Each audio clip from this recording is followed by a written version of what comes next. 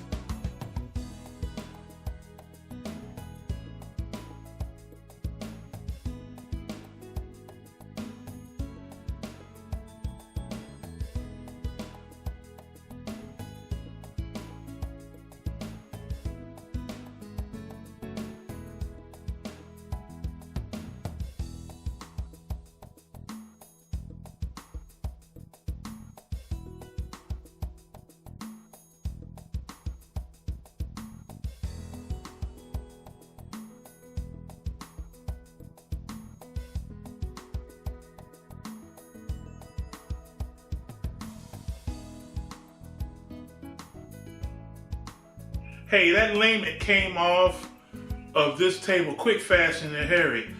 You saw it was coming off in strips. I guess it was saying it was its time to go. So all we gotta do now is sand this surface down so it can be ready to take on the piece of layment that we're gonna put on top of it. Now, we also did the measurement thickness of this because it's now time to build the leaf.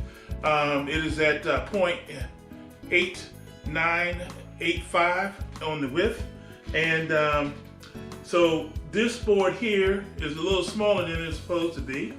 See? And so we're going to add a piece of layment on the bottom. That's going to make it just a little wider than 0.8985 inches. And then we're going to just take it and put it on the planer, plane it down to the right thickness. We're going to have this center board ready to go. Then we're going to take some 2x4s, we're going to stack it, we're going to cut it to height, and then we're going to put the outline of that on the board. Then we're going to go over to our radial arm saw, and then we're just going to systematically cut that as it goes up and down the grooves so that we can mimic the molding on that. Once we get that done, we're going to combine this to the board, and boom, we're going to have our leaf. And then once we get our leaf, then we're going to go get that piece of alignment for the whole table, cut the pieces out, draw the designs on the end caps, bang, and this bad boy is going to be ready to go. And of course, we got to remove the stain on the side.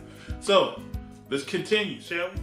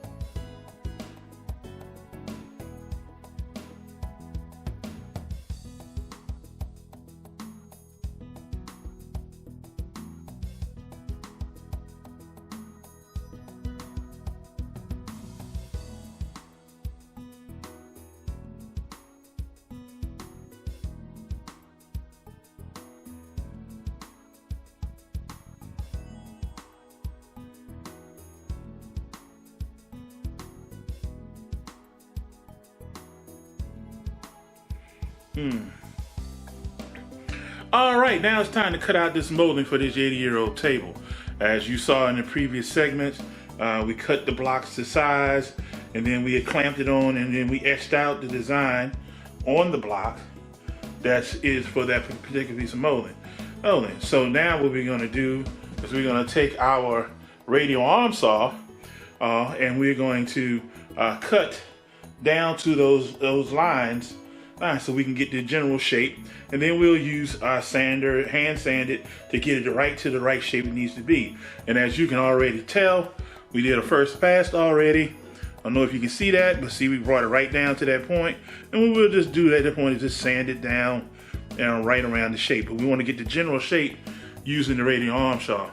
One of the reasons why using the radial arm saw is because the arm saw is adjustable to going up and down. So as we go along these curves, we can go up and down with the radial arm saw, and that'll allow us to heal out everything. So, you ready? Let's keep it going.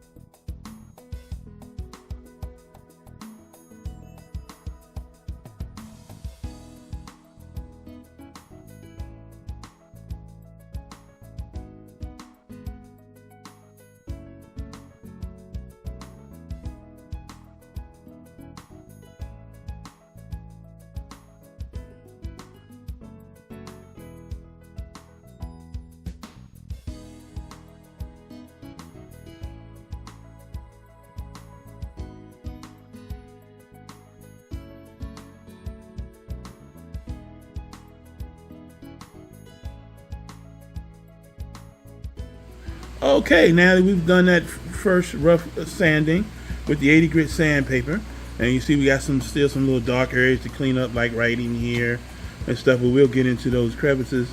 One of the things we need to do is we need to tighten up the legs. They're a little bit wobbly, and as you can see here, we got nails in here. There's someone who had put nails in here before. Now, I talked to the customer, and I stated that, you know, we could try to remove the nails and try to repair the wood from trying to remove these old nails, or we could try using doing a little separation here in the joint and putting in some epoxy to try to strengthen up the legs. I said it was his choice, and he said go on ahead and separate the joints and leave the nails in place, because, you know, that's just gonna be a lot of extra work.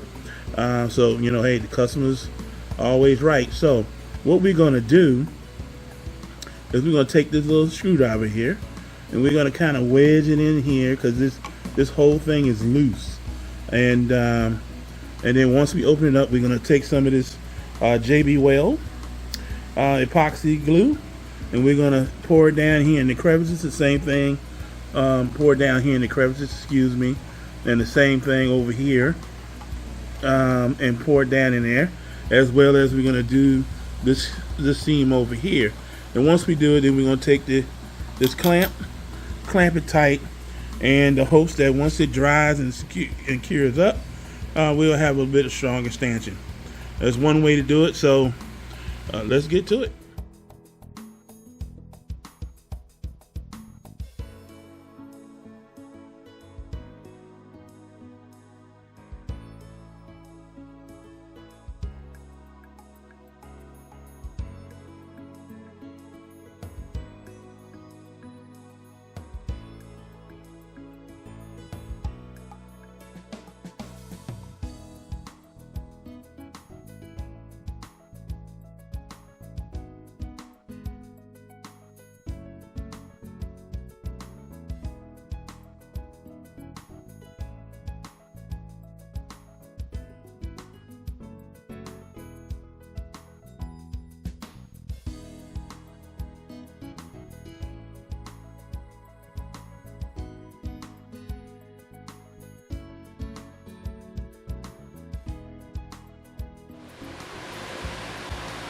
All right, now we've got this leg pretty much cleaned up. We got to do some finish sanding to it. And we got the epoxy glue gluing up the joints, as you can see by the brackets. But I don't know if you noticed that, but you notice here that this piece that attaches to this area, it's slid down some kind of way. So what we're gonna do is we're gonna take a chisel. We're gonna easily try to tap into the seams here, and try to just pluck this off. And then we're gonna sand both sides and then reset it on here, glue it back on. We'll be good to go. Let's hope this works.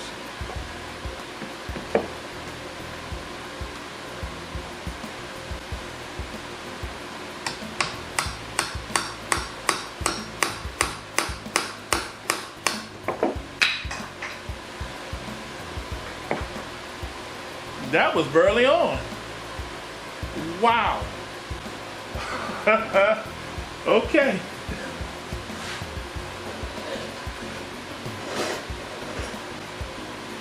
Let's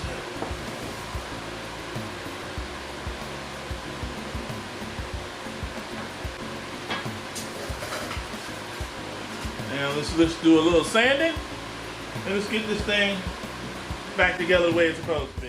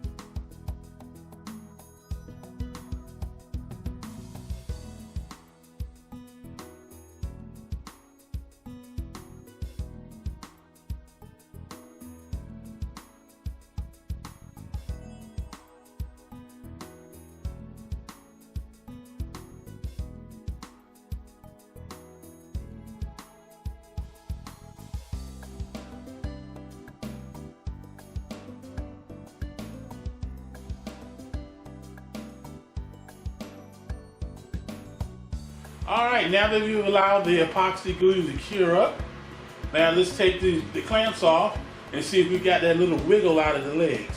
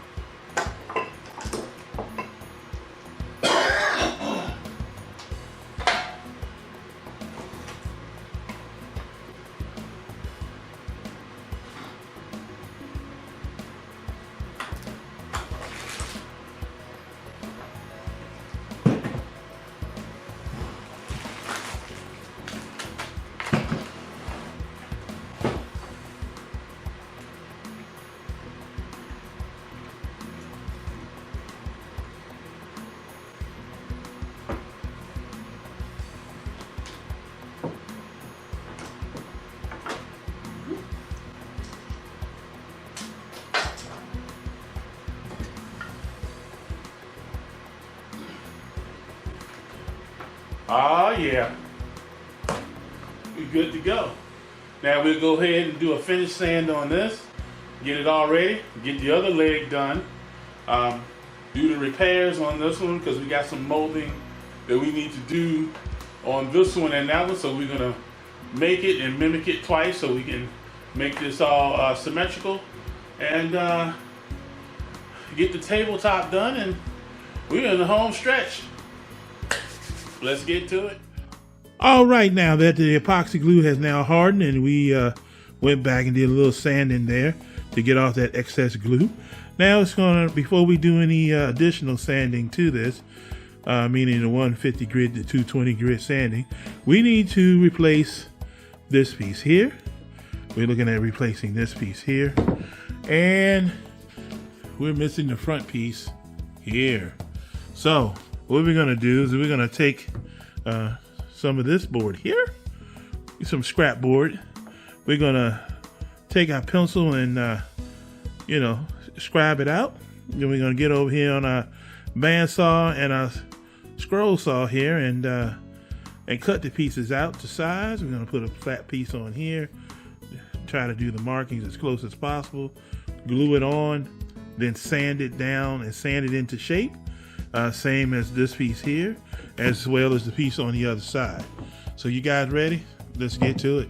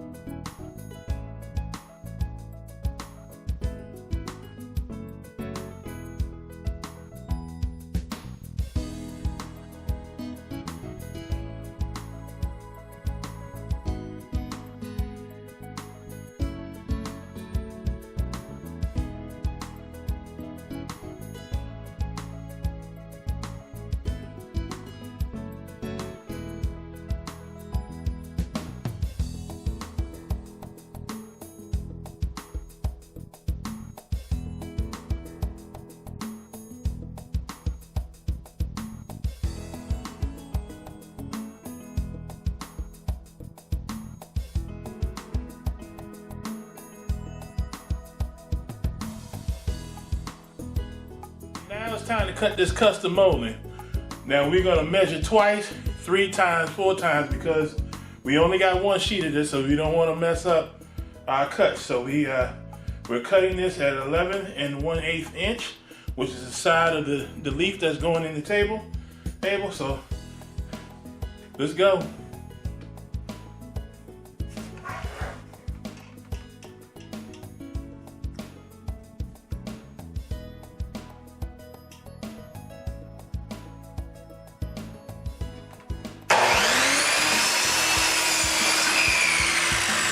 All right, now we're gonna do use a little epoxy glue.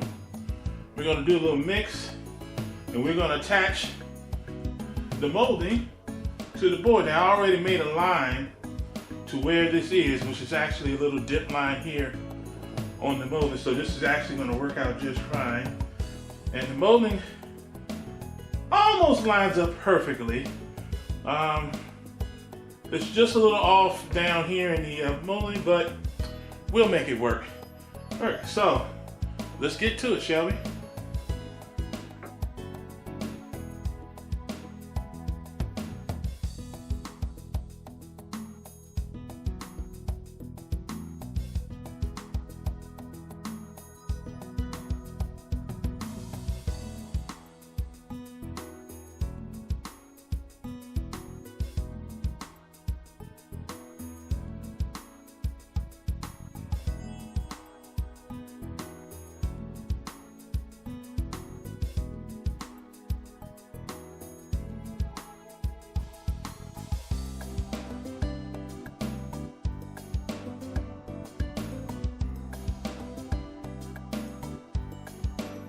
All right, now as you can see, we got the molding on. We were trying to do the fast drying epoxy version so we can just keep moving on to the next step.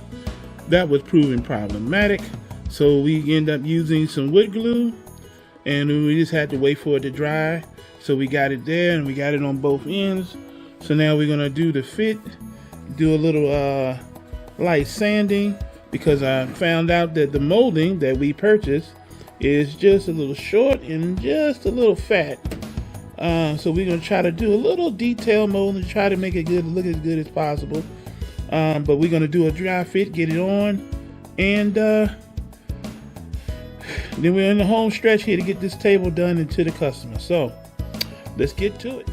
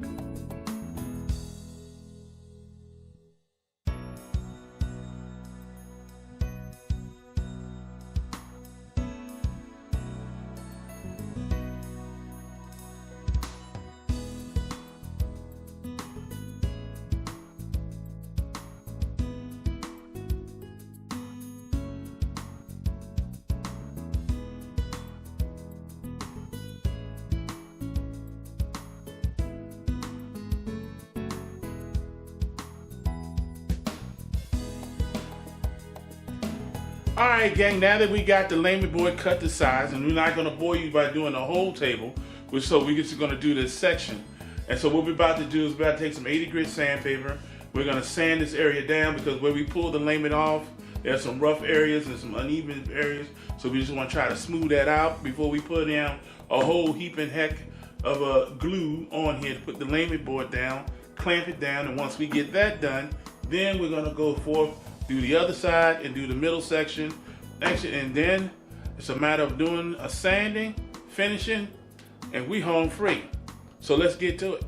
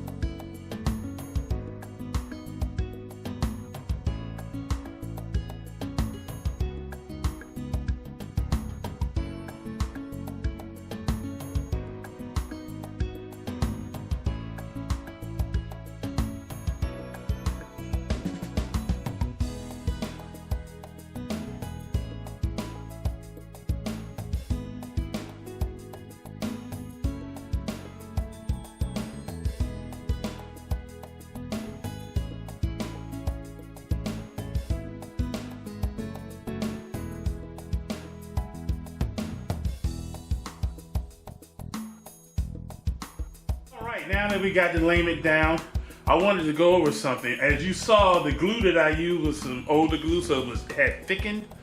And that glue is still valuable, but you gotta move quickly when you're applying it because it dries quicker than normal.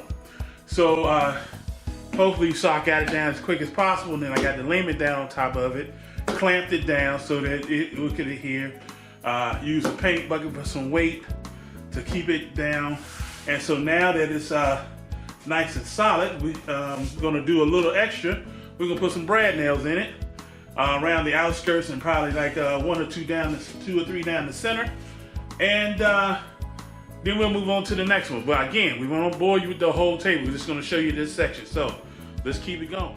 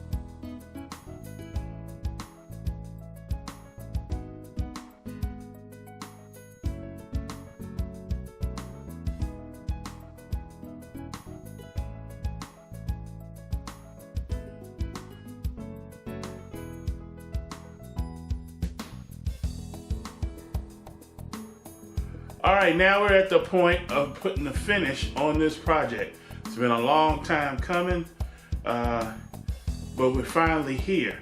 And of course, just like the cabinet, we're gonna be putting on the honey stain that the customer requested. I think this is gonna actually come out beautiful, looking at the wood grain patterns here in the wood as well as on the table. So first we're gonna start with both legs. Get the legs stained, and then we're going to do the main table, and then we're going to go through that process of staining, polyurethaning, 3 coats, getting it shiny and smooth. We'll pack this bad boy up, get it back to the customer. So let's get to it.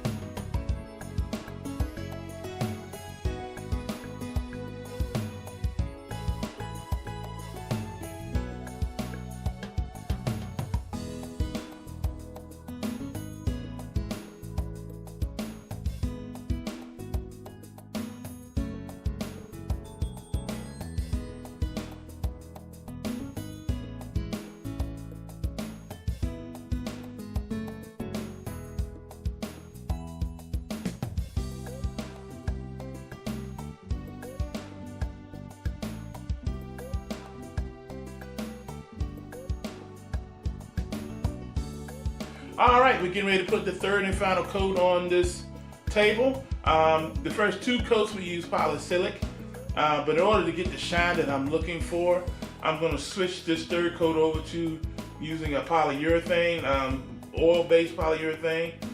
This is high gloss, and hopefully we get the pop out of it that we're looking for. We're using polycylic. You would probably have to do 3, maybe 4 coats to get that level, but I'm hoping we're using the 2 base coats of polycylic, and then adding this coat, we'll get that shine that I'm looking for. So let's find out, shall we?